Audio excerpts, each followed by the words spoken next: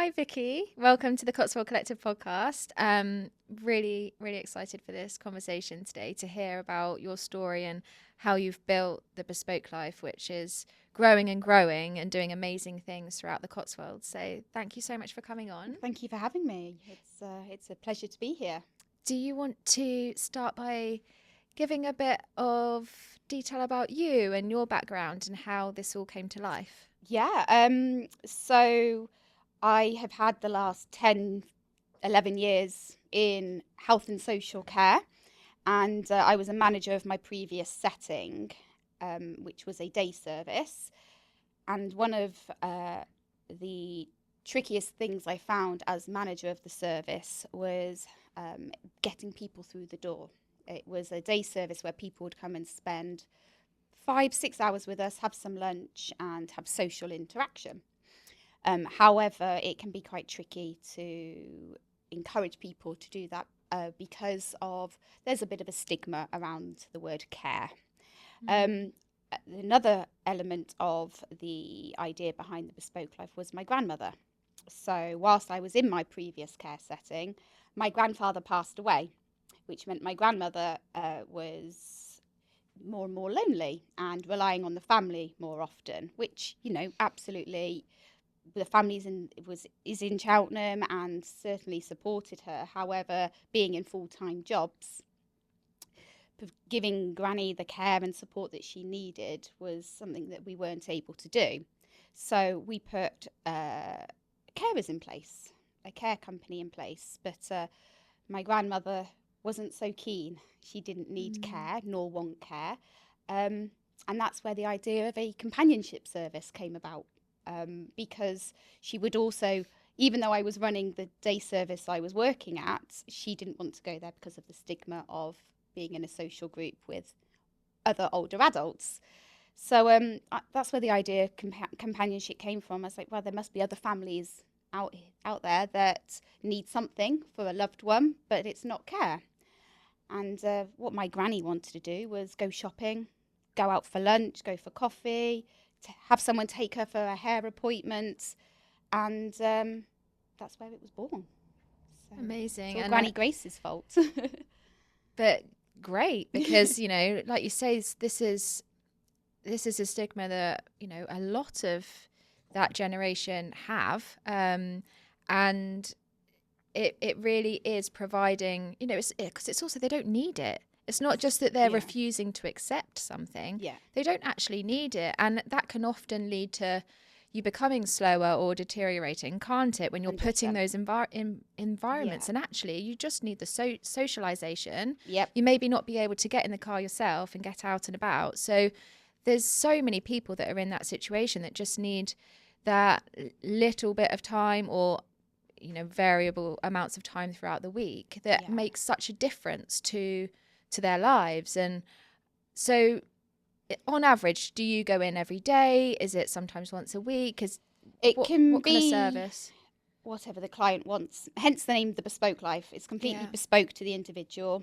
So some clients we visit every day, some clients we visit twice a day, some clients it might be just once a week. It really depends on the level of support they require. Mm-hmm. So some clients we will maybe only take out once a week and go somewhere for lunch, so they've had an outing for the week. Yeah. Or it could be that the client needs a little bit more support, and it might be prompting with meal times and Mm-hmm. helping with shopping and whatnot. That might be a bit more frequent than maybe just a nice outing.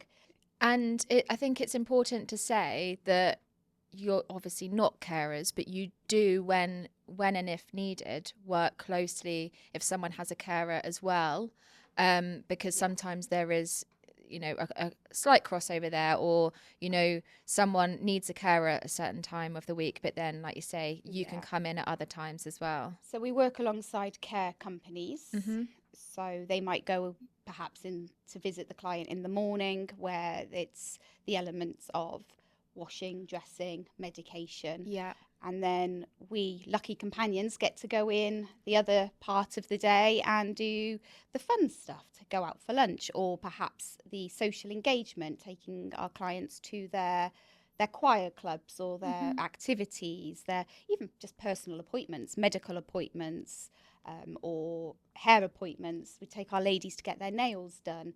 Anything that they enjoy, that they want to continue with, but perhaps having mobility challenges or just transport challenges, or perhaps that they don't have family nearby that they can support them to do those tasks. So it really is just what they want it to be.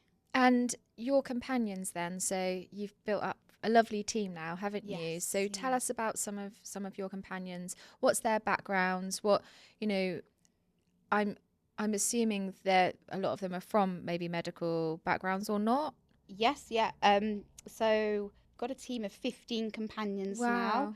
So including 2 male companions, which is fabulous because some of our gents do prefer the man chat. Yeah. The man chat. So we actually have a client who every Wednesday his male companion takes him to the pub for a pub lunch, which is just fantastic. Oh, they must build such a lovely relationship as well. Yeah, absolutely. So there's a good team of us now, and we cover from North Cotswolds up to Stratford upon Avon, all the way down South Cotswolds to kind of Tetbury, Cirencester way, and continually expanding. And so our companions, the majority do come from a medical or a health and social kind of background. Yeah. So it might be that they have worked in a domiciliary care company before, which is the home care or the care home, NHS as well, hospitals. So it might be that they've gone from full-time within a hospital and now are part-time with us at the Bespoke Life, or mental health challenges, so settings that have helped those with mental health. So it does a lot of background is from the medical side. I think it's, even though we are not carers, I think it's very important to have experience in that area because it's all transferable, and a lot of our clients do live with a medical condition, perhaps something like dementia or Parkinson's. So having that experience makes us more than just a friend. We are friends, but we're friends with experience and knowledge to be able to support you in a way that our clients need to be supported. And it's transferable, isn't it, from those environments? If you've been in those environments for your career, you know how to be with the clients and the skills needed. Yes. I just think you must have such lovely relationships between your companions and your clients, and they really are almost an extended family member, I suppose. Exactly what it is. So how we work is the companion sees the same client each day. So for example, I'm just going to use one of our companions, Helen. So every Wednesday she goes to visit her client, Iris, and Iris is her Wednesday lady. So what happens is the companion and the client, they become really good friends. They create a friendship, they create a bond, there's a trust between them, and our clients are our extended family, and we become our clients' extended family. So we don't have a day where we don't swap our clients around amongst the companions. So it would be the companion visits you on a regular basis so that you create that relationship. Yeah, and I suppose then for when the companions are talking to the family of your clients, you know, they know them really well. They can have those conversations and see changes in behaviour or in conditions, I suppose. If they're seeing them each week, they can say, oh, they're having a great day, or they were a bit quiet today, and kind of know that on a deeper level. It's not just popping in, doing the task and leaving again. Exactly. We get to know our clients inside out, and you then do notice when things are progressing, perhaps if there's a medical condition or if there is a new situation that's arisen, and it can be then quickly flagged and reported and dealt with. So it's vital really that we have the same people going into the same clients and creating that bond. And speaking of it being like a family, I have to mention your lovely Christmas meal that you had Yes. because it was the most wholesome thing I've seen, Yeah. and I know how much it meant to Yeah.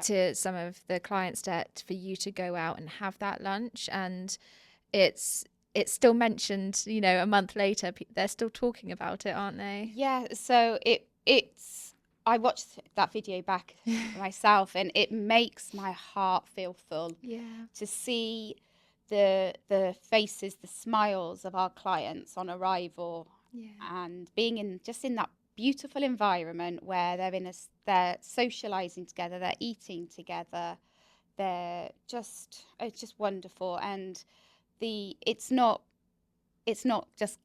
client and staff, it's a family outing. Yeah. It's just beautiful to see, and I'm just so proud of, well, the whole team, that we've managed to create a family. So yeah, very, very, very proud. And, you know, it just goes to show it is the simple things. And I know you talk about this a lot, Vicky. It's like the importance of a cup of tea. Yeah. And actually, it doesn't matter how old you are, whether you are, you know, elderly and unable to get out and about, or, you know, if you're young, or, you know, people are isolated, no matter what age. Yeah. People they need that human connection. They need that cup of tea, that conversation, someone to just listen. And it's completely invaluable. And I think very often is overlooked until you do have a medical condition, or you do need to go to the doctors, or something happens and it's like that, like a breaking point. Yeah. And if we can all remember, actually, this connection needs to be happening regularly, consistently throughout our lives. Yeah. Like that does so much for people, doesn't it? Yeah, absolutely. Yes. Having social interaction is so important for the brain, particularly as we age. But where the Bespoke Life, I guess, is where I wanted to create that one-to-one social engagement, is because not everyone, as I said earlier, is comfortable being in a big group of people, perhaps in a day service.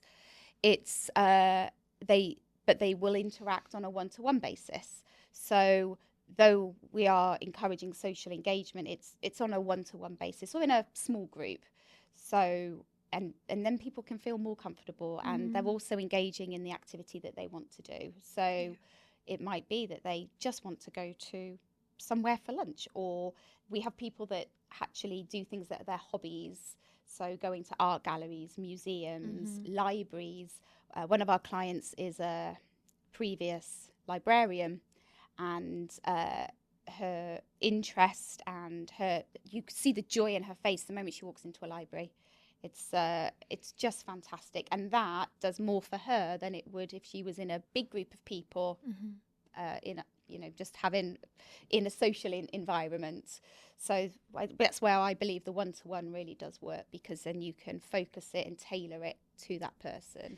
And it comes back to the bespoke thing again, and I hope I say this in the right way, but what I love about what you've built with the brand is that it appeals to people who don't want to feel like they're being in care or taken care of, or having someone to come and, you know, with that kind of in the uniform, in a medical kind of environment, feeling like, feeling a bit sorry for you. You know, you don't want people to feel sorry for you. And I think what you've created is something that provides the service at that level that they need, and in a way that is really dignified and really, you know, quite high end in terms of like your companions, your branding, how you've done it is so respectful and makes people feel really, I think, just they can then be themselves. They can, like you say, pick what they want and what they need, but in a way that they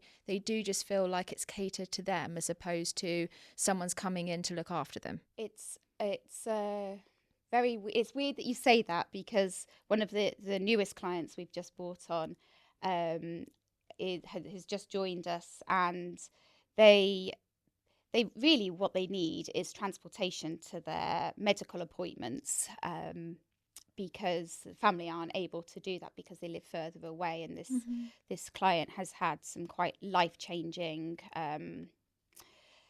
a life-changing condition, but what she wants is a friend to take her to these appointments, because it's scary, it's new for her. She's scared, so she wants a friend there to hold her hand. So, which is why we're now going to be going in and taking her to the appointments, and then maybe go for a coffee or something afterwards, because she could maybe get a taxi to the appointment, or have a care service take her to the appointment, but she wants the same person each time, and she wants to create that friendship, and she doesn't want to be made to feel that she's in a care environment, if that makes sense, because Absolutely. she's still very young and independent in other ways. So because we do work with any adults over the age of 18, though the majority of our clients, I would say, are probably 75 plus, we do work with those that, as this lady in particular, she has had a condition now that means it's been life-changing for her. So, but she's still young at heart and full of spirit and whatnot, and she doesn't want to be feeling like she's having to, the hospital is a scary place. She wants a friend to take her. So yeah, so it's doing it with dignity and friendship, and a smile and warmth and heart. Yeah. And I remember you saying to me before, like, just how your companions appear as well. Like, they're not in like a nurse outfit, you know. It's like, it's people can go and have a cup of tea, and you do feel like that's a friend. I've just got a friend there, someone's listening to me. Or I suppose also for those appointments, there's someone else there to listen for you and to help you, and doing these things alone it's not just isolating, but it's so much to have to take in, and so to have like you say, a friend there to support, and you to feel like you're on the same level with that. Exactly. So we don't wear uniforms. There's nothing branded for the companion at all. So if we're walking down the street with a client, we can be their daughter or their neighbour or a friend. And it's exactly what I wanted for our clients. And as you say, yes, we can go into an appointment with them, and it can, particularly if you're speaking to a doctor about something really quite serious, it can be sometimes that, I know I've certainly done it myself, you go into a doctor's surgery, and you come out, you think, what did the doctor say just to go me? completely blank. What did the doctor say? What have I got to do? What was that new medication, or whatever it might be? But by us being there, we can be that second pair of ears, and even take notes if that's what's needed, so that when you come out of the appointment, you can go home, clear your head a bit, and then have someone run through it with you. And I think it just takes that element of it being a bit scary to just a little bit not as scary. And I think from the client's family perspective as well, like the comfort that they will have from knowing that you're at those appointments, going in, having those moments throughout the week. Because I suppose, especially if you're abroad, or there's a lot of guilt, isn't there? Like, people's lives are so much bigger and wider and than they used to be a generation ago, and you might be living in another country, and that's totally normal. And we don't have that, I suppose, experience within generations of like knowing that that's okay, and then, well, what can we do to feel better, to make sure our families are getting that support, to make sure that we're not having the guilt. So to have you on the other end of the line to go, oh, I popped in today, they were great, it must be so reassuring for them. You've hit the nail on the head, and that's exactly what the majority of our families say about us. Is we do have families all over the world, and so we are the local family. I love that. We are the local family, and we can keep them updated on what's happening in mum's life, dad's life, auntie's life, whoever it might be. And let them know if there's anything that needs to, be changed. Maybe a medication is changing, or we recommend that they do go and see a doctor for a review, or there's something that's happened at home that needs to be sorted out. It gives that family peace of mind that there is someone popping in, that the daily bits and pieces are being dealt with. And it also means that when family do visit, they're not doing that tick list of maybe tasks that need to be done, or maybe ringing the utility company because there's a bill that they don't understand, or that something needs fixing, because we can sort that out for them, so that when the family visit, they are visiting as daughter or grandchildren or whatever, so that they can go they and then have that quality time. Yeah, I think that's a really good point as well, because quite often when we think of someone needing something, it is the appointment, or and there's a lot of unknowns there. If you phone your parents, how are you, what have you been up to, they're just going to tell you all the good stuff. They're just going to say, or they're just going to want to talk about you. They're not going to say, oh, all these bills have piled up, or I've got this and it's stressing me out. If you're then there, you're noticing those things that maybe on a phone call that wouldn't be said. That's a really good point, because I think again, it's with the generation that you're working with, there is a lot of pride there, and it's breaking down some of those barriers, I can imagine. Yeah, very much so, because they don't want to be, a lot of our clients don't want to be a burden. No. They don't want to bother anyone. And this is all of our clients, no matter if they're in their 40s or in their 80s, because if they're living with a condition that is meaning them perhaps more isolated, or needing to ask for support but not wanting to ask for support, it's I think it can be for them it can be quite hard to ask for support, and they don't, and things can then build up, and that's when the anxiety builds up and then can lead to other things as well. So it's just having someone pop in and say, are you okay today?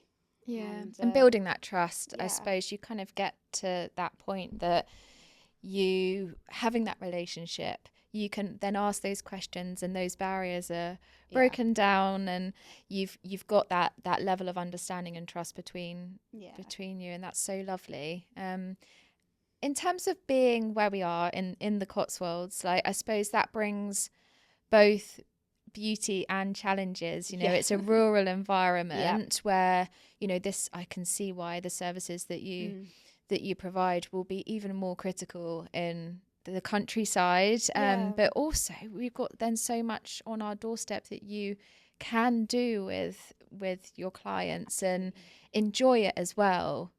So I guess being here is like, it's a beautiful place to work, isn't it? So when I started a few years back, we were solely Cheltenham based, but as we've grown, more and more clients from, as I've said earlier, North Cotswolds, all the way up to Stratford upon Avon at the moment, down to Cirencester Tetbury way. And I think that's because as the service has become more known, it's people further out are hearing about us, and because they are further out, they don't have as many activities and services to access, and we're enabling that so that they can have access to services and be transported into other towns as well. So we have clients that maybe live out in one of the Cotswold villages that if we weren't going in and going out with them, they would probably be at home all day, every day. So so the Cotswolds has its lovely points, but it can be quite isolating, and even more so for those that are isolated anyway. Absolutely.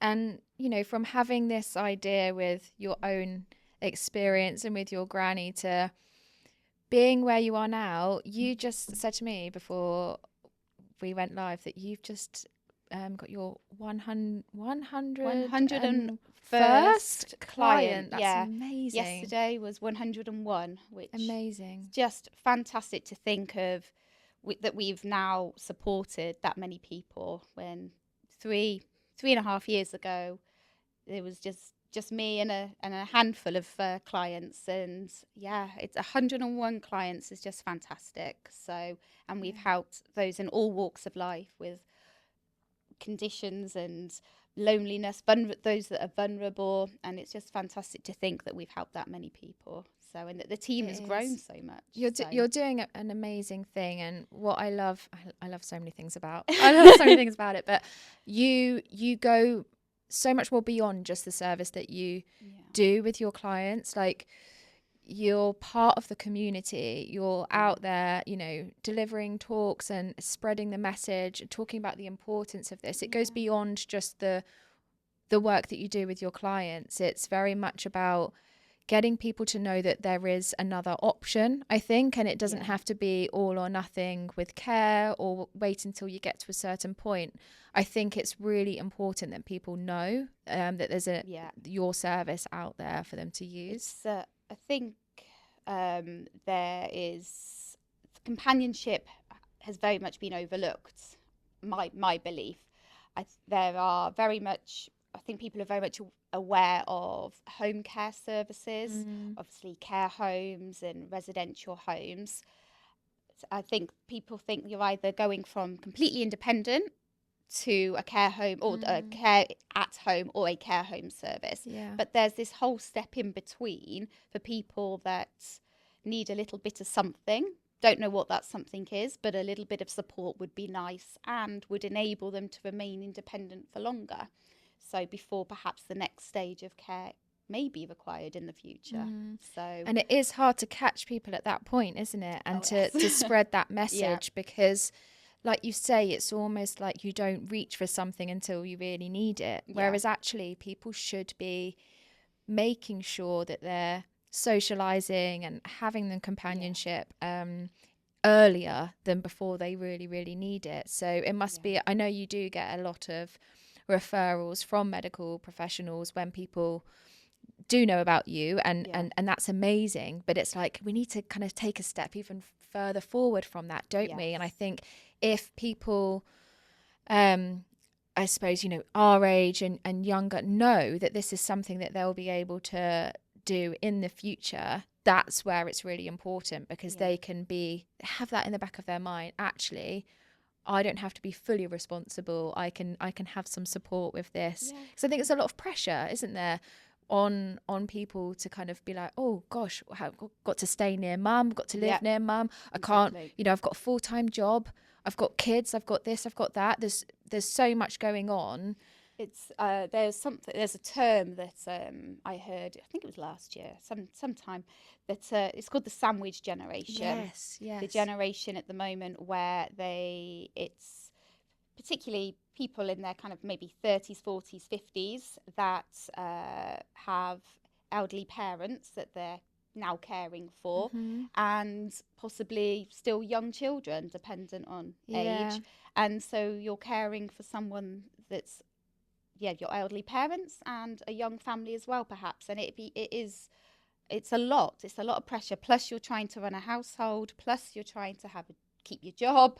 It's probably when you're hitting menopause as well. It's like that everything is happening at once. You think you're going absolutely insane. You've got teenagers, you've got you know, your parents ringing, and it's when that relationship switches from you know, you are now, you're no longer the child. You're the adult child. You're the everything, supporting your older family, and as well as your younger family, and that's where perhaps a service like ours comes in, because we can help support mum and dad. You don't have to then go in every day, because we can pop in on the days that you don't pop in, and that's where it works quite nicely, and we then become the extended family. And I think it's that understanding of, it doesn't mean you're doing a bad job if you have someone supporting and helping with this. It actually means you're doing amazing, because you're looking out for them and you're providing them this service and support. And I think it's maybe just changing the narrative on that, because we're so hard on ourselves to have to be everything. You have to have your career, you have to look after your kids, you have to look after your parents, you have to make your house sparkling clean all the time. And actually, that feels like me. And we are. That's what we're like. And you know, it is human nature. But I think we all need to be working together more. It's that village, it's that community. That's what it comes back to all the time. And all these conversations I have with guests on the podcast as well, it's very much, we all need to be working together. We all need to be, we have all of these services, and actually let's not feel like we need to do everything all the time. Let's just be okay with having someone pop in and having a cup of tea with your mum or your dad, you know, and there's absolutely nothing wrong with that. You're actually, like you say, probably doing a better job if you are asking for help and getting support. Because then when you visit or go in, you're in a better place yourself, whether that's mentally, physically. Like, trust me, burnout, I feel it, you know, so sometimes you do have to ask for help. So, there's nothing wrong in that. So, no, not at all. And in terms of the growth of the business, then it's obviously going amazingly. You've got an incredible team of companions. Fantastic I hear all team. about the amazing Helen and people that you have, and you know, you do a lot on the onboarding process for your companions and training and making sure that everyone in your team is like doing an absolutely amazing job. The team of companions we have, just fantastic. We also have now an admin team, an office team as well, so which again just shows the growth of the business, because this time last year it was just myself and Sadie on our computers, whereas now by the end of next week there'll be 5 people working in the office, which is just fabulous.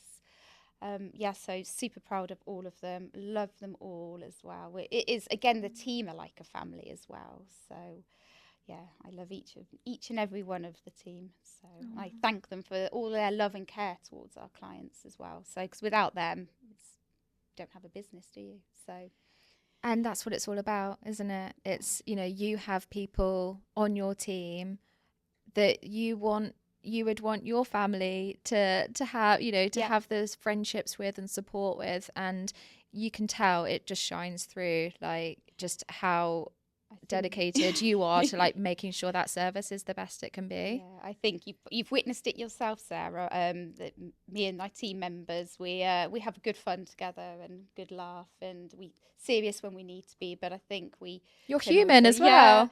We enjoy each other's company. And, we have fun together. So. Well, thank you for coming on and chatting, and thank you just for having me. Telling people. I think we just need to share the word with everyone, because, you know, at some point in everyone's life, unfortunately, they're going to need this. You know, we have an aging population, we have people living more rurally or further away from their families, and it's just so important that everyone knows about the work that you're doing, and at some point, you know, they can come your way, and you'll be there to take care of them. Absolutely, yes.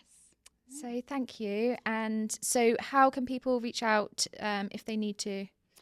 So we have our website, which is thebespokelife.co.uk, and our email, admin@thebespokelife.co.uk. It's a lot of co.uk, isn't it? and on Cotswold Collective. And so on Cotswold there Collective, you go. of course. Amazing. Thank you so much. Oh, lovely. Thank you, Sarah.